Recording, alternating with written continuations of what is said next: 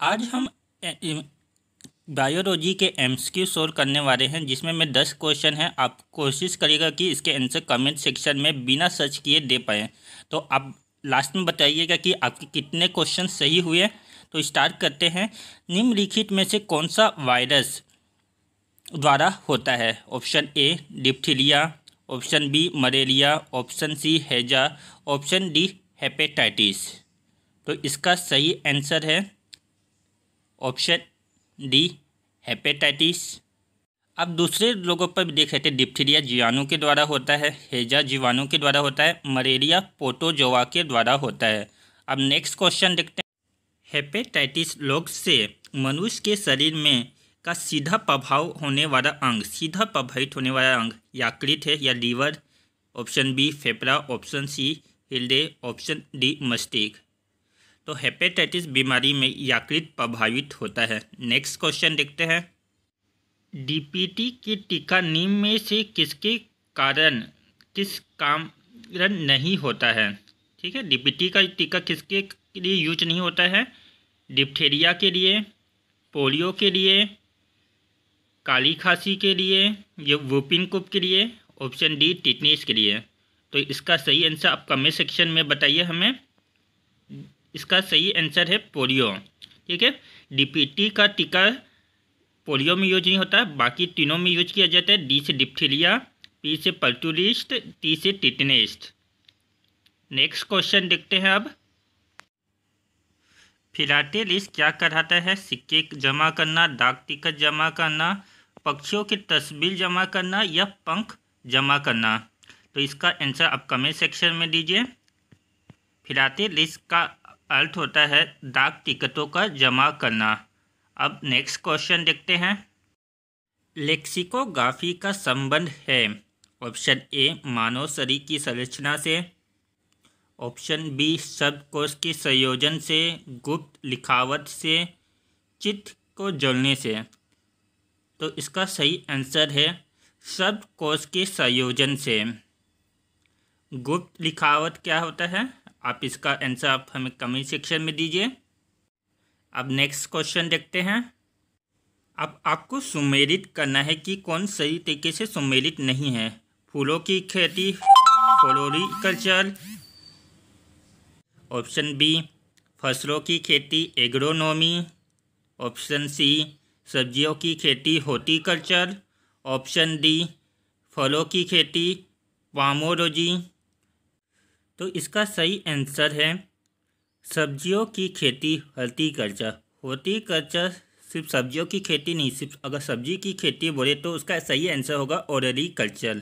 और हॉर्टिकल्चर का अर्थ होता है फलों का भी अध्ययन, फूलों का भी अध्ययन और सब्जियों का, ये तीनों के अध्ययन को हॉर्टिकल्चर कहते हैं। तो इसका सही आंसर होगा सी। काक निम्नलिखित में से किस पेड़ से प्राप्त किया जाता है? ऑप्शन ए डबल बीजिया से, ऑप्शन बी सेडरस से, ऑप्शन सी कवेलकस से, ऑप्शन डी अजीमोरा से। तो कर्क के बारे में हमने पहले लेक्चर 1 में ही चर्चा की थी। कार्ल लिनियस ने अपनी पहले जो जीव खोजा था, पहली जो कोशिका खोजी थी, कर्क से ही खोजी थी। प्रथम मिलती जीव कोशिका था, किससे खोजी थी? कर्क। और कौन सा पेड़ है? ऑप्शन सी इसका सही है कवेलकस से। नेक्स्ट क्वेश्चन देखते हैं।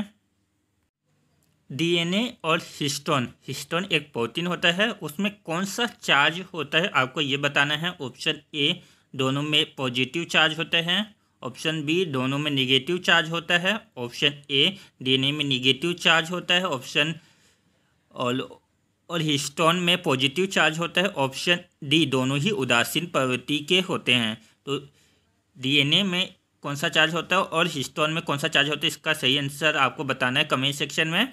तो इसका सही आंसर है डीएनए में नेगेटिव चार्ज होता है ऑप्शन, और हिस्टोन में पॉजिटिव चार्ज होता है। तो इसका सही आंसर है ऑप्शन सी। नेक्स्ट क्वेश्चन देखते हैं। Next question. डीएनए स्ट्रैंड में न्यूक्लियोटाइड एक साथ जुड़े होते हैं।